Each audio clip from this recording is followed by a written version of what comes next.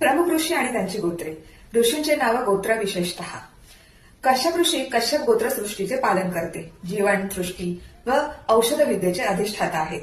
भारद्वाज ऋषी भारद्वाज गोत्र शिक्षण, आयुर्वेद आणि शौर्याचे प्रतीक आहेत.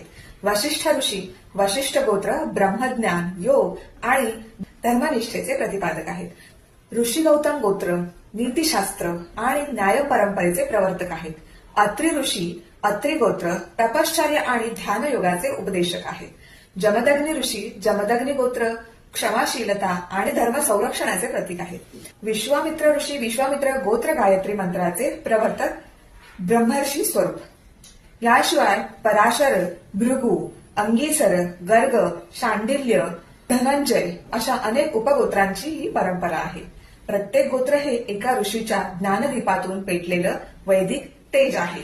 तर आता वैदिक तेज मधलं वेद म्हणजे काय? वेद म्हणजे ज्ञान, परमसत्याचं, ब्रह्माचं आणि जीवनाचं ज्ञान. वेद हे अनादी आणि अपौरुषेय आहेत, म्हणजेच ते कोणत्याही मनुष्याने रचलेले नाहीत. ते ब्रह्माच्या वाणीने ऋषींना श्रुती स्वरूपात प्रकट झाले.